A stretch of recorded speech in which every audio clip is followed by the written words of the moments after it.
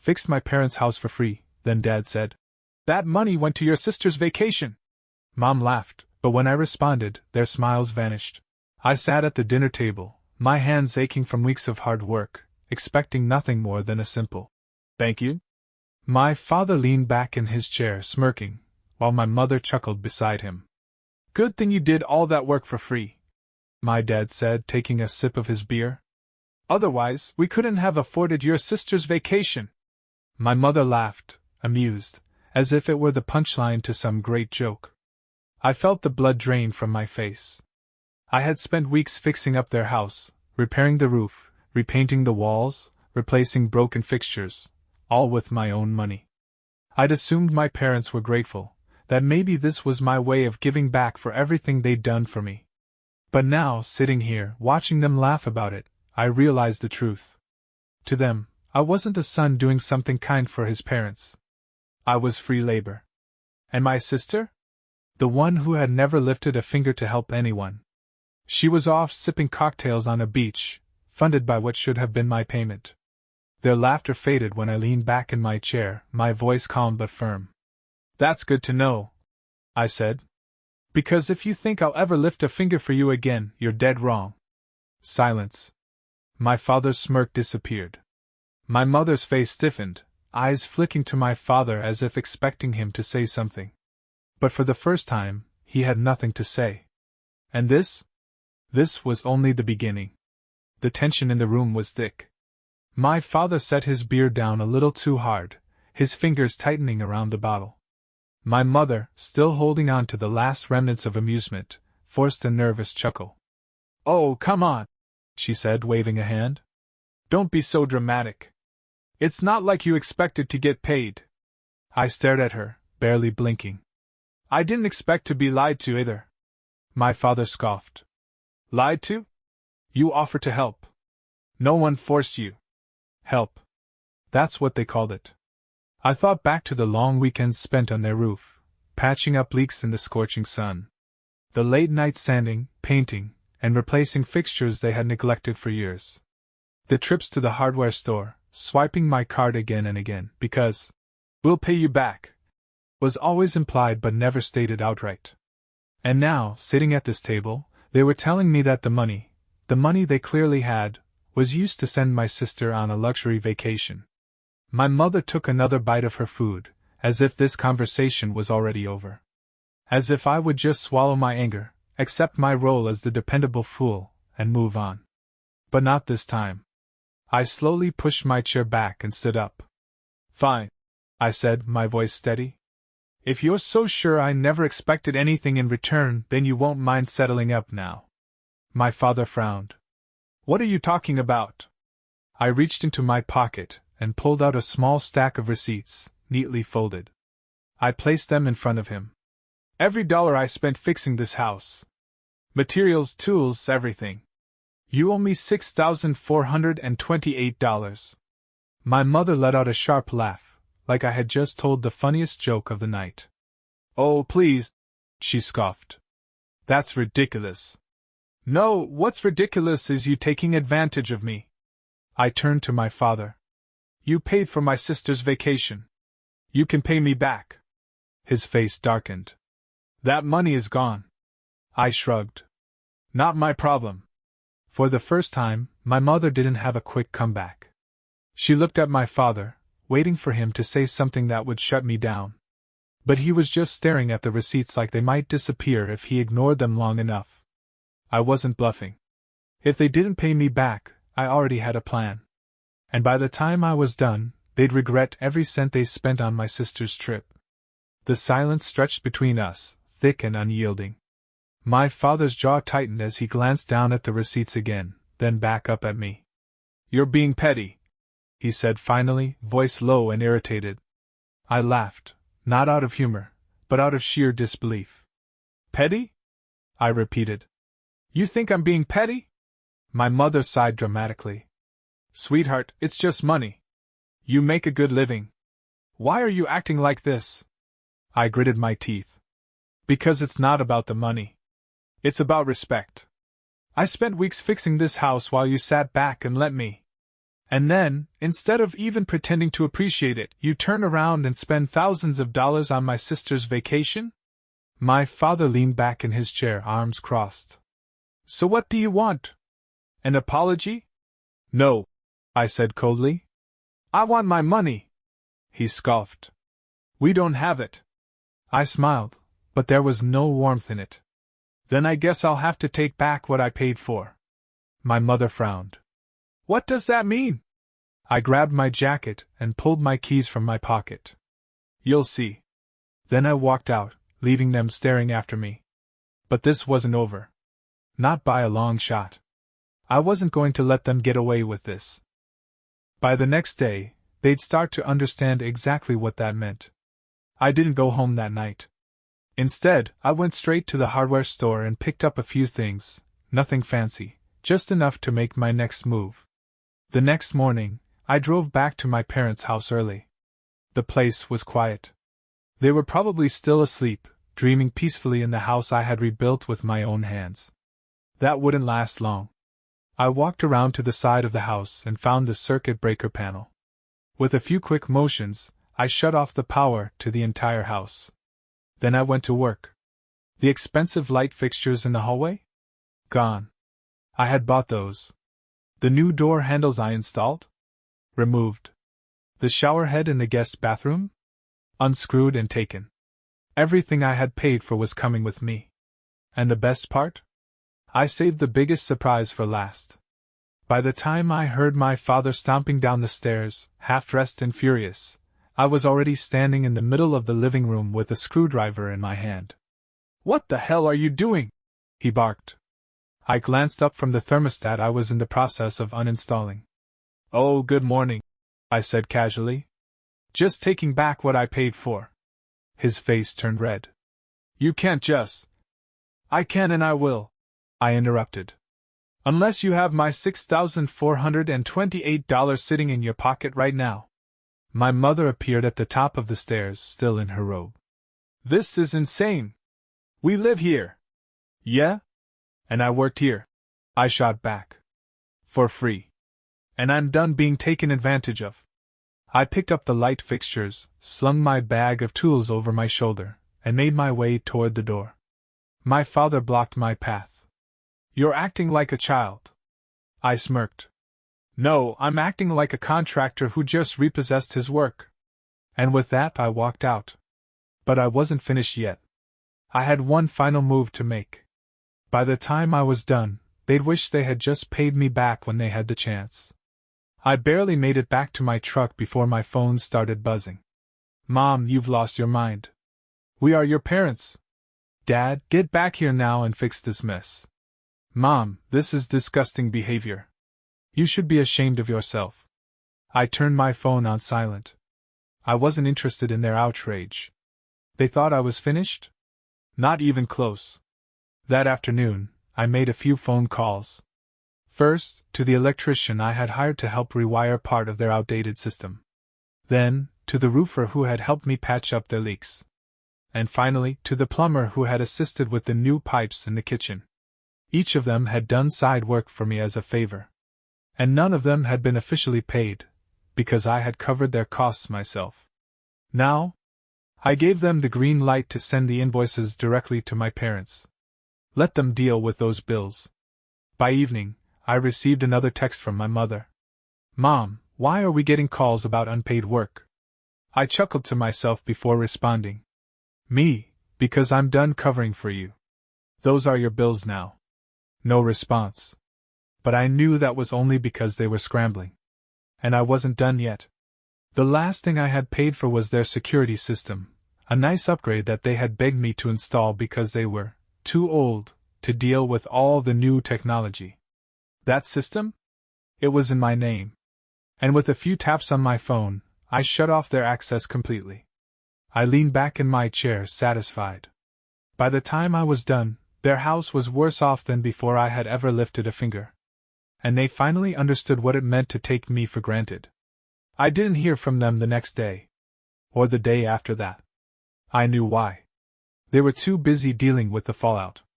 The electrician, the roofer, and the plumber had all sent their invoices, bills totaling thousands of dollars. The security system was offline.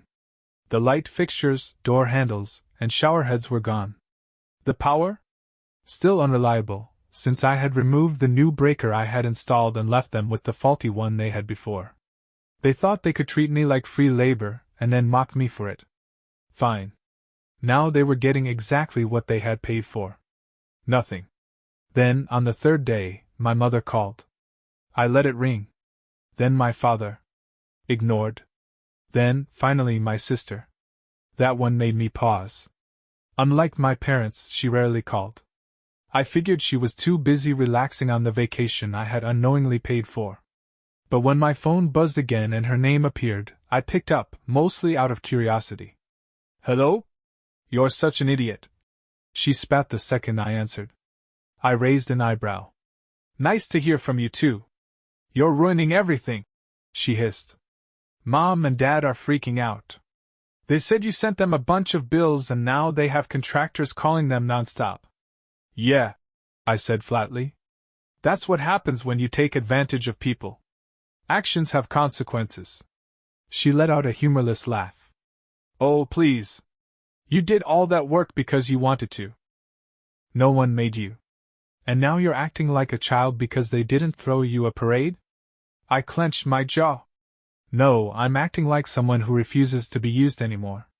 She scoffed. You're making a huge deal out of nothing. It's not like they even had the money to pay you. I smirked. Oh? But they did have the money for your vacation? Silence. For the first time, she hesitated. I pressed on. How much did they spend on you? How much did your free trip cost them? She hesitated. That's not the point. Oh, I think it is. More silence.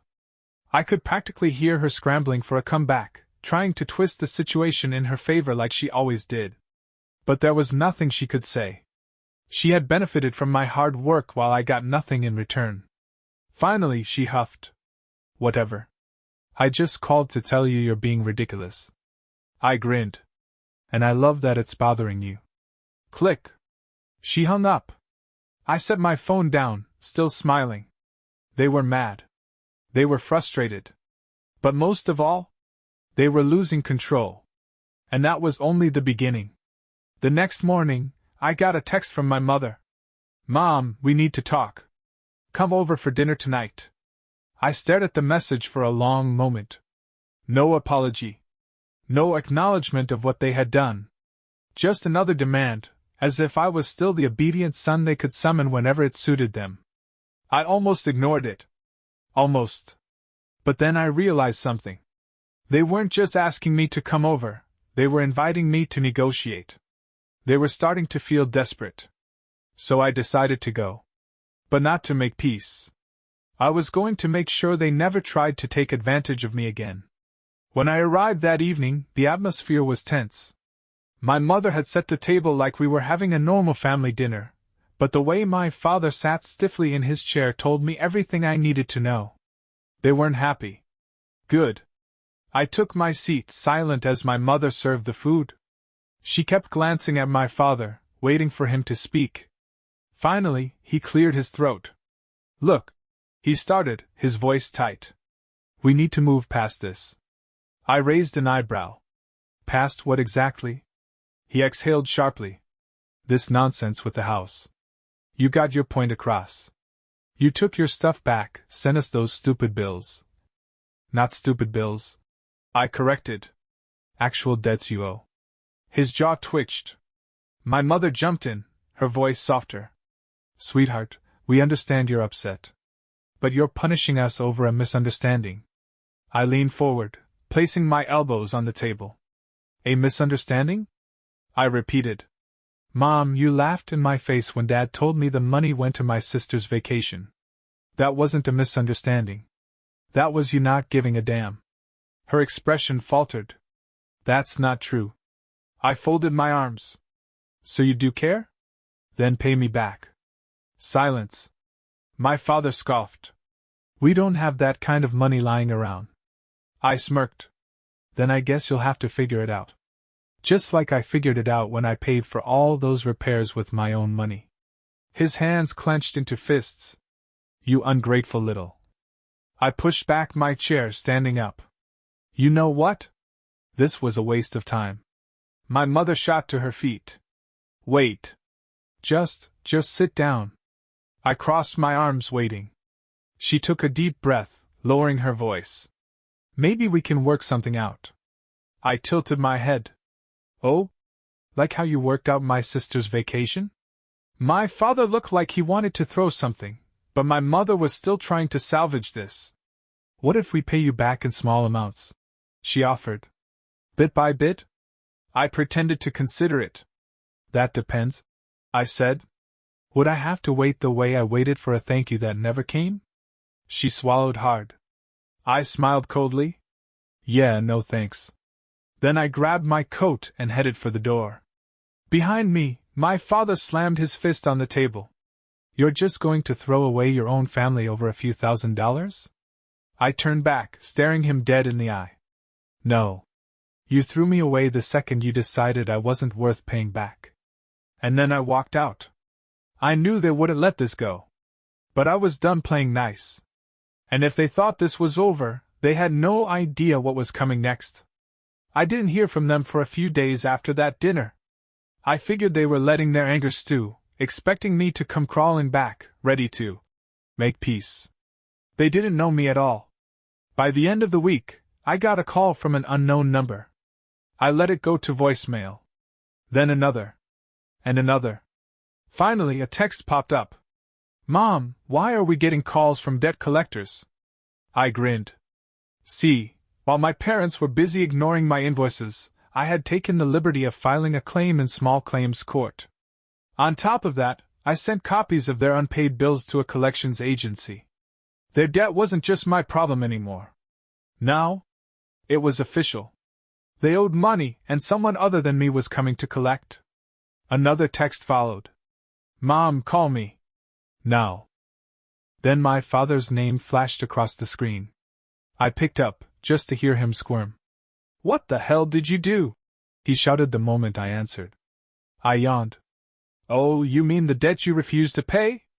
Yeah, funny thing about owing people money, if you don't pay it back, it becomes a real problem. You idiot! He barked. Do you have any idea what you've done? They're saying this could affect our credit score. I smirked. Sounds serious. You. He stopped himself, probably realizing screaming wouldn't help. His tone dropped, trying to sound measured. Look, let's just be reasonable about this. I was being reasonable, I said. When I handed you receipts. When I asked for my money back. When I warned you. But you laughed in my face. Remember that? Silence. You want to fix this? I continued. Pay what you owe. Simple. My mother's voice suddenly cut in. She must have grabbed the phone from my dad. Honey, please. This is hurting us. Why would you do this to your own parents? I laughed. You mean the way you've hurt me? By lying to my face? By throwing my hard work away on my sister's vacation? That was a mistake, she said quickly. We regret it. Oh? Then you should have no problem fixing it. She hesitated. We just need time. I checked my watch. You've had plenty of time. Pay me back, or deal with the consequences. Your call. She exhaled shakily. We don't have the money. That's not my problem, I said, repeating the same words they had used on me. Then I hung up. I knew what was coming next. They were going to get desperate. And when people get desperate, they crack. I just had to wait. And the real fun was about to begin. It only took 2 days. 2 days before my sister called. 2 days before my mother sent a string of texts, bouncing between angry, pathetic, and manipulative. 2 days before my father, the man who had smirked and told me my money funded my sister's vacation, finally swallowed his pride. Dad, come over. We'll talk. I let him wait a few hours before responding. Me about? Dad, the money? We'll figure something out. I smirked. Now they wanted to figure something out. I debated leaving them hanging a little longer, but I was curious to see just how much they had unraveled. So I agreed. When I arrived at their house that evening, the change in atmosphere was immediate. The arrogance? Gone. The smugness? Nowhere to be found. Instead, my father looked tired.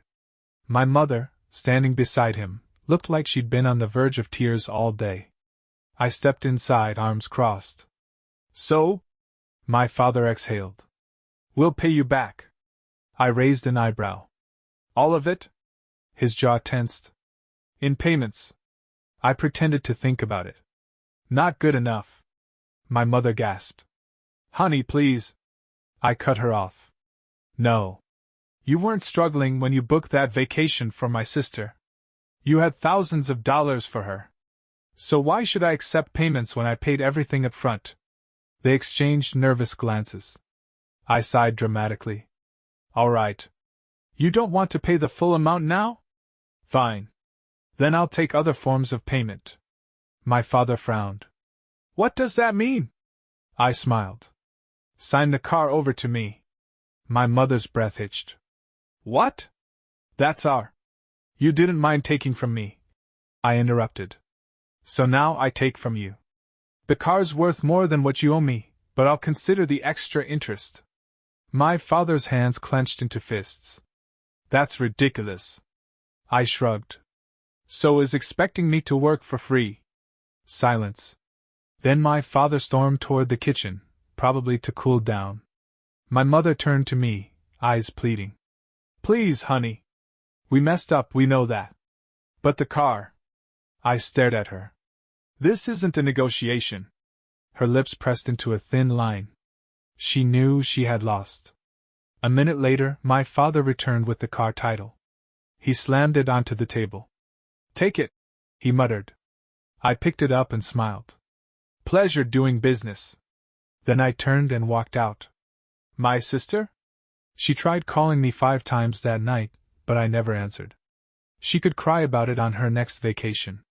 And as for my parents? They finally understood what it meant to take me for granted. The next morning, I transferred the car title into my name and drove it off their property without a word. By noon, my sister texted me. Sister, you're unbelievable. How could you do this to Mom and Dad? I chuckled and replied. Me, enjoyed your vacation? No response. A week passed. Then 2. The calls stopped. The texts dried up. For the first time in years I felt free. No obligations. No expectations. Just peace. And the best part? They knew now. I wasn't their free labor. I wasn't their safety net. And I sure as hell wasn't their fool.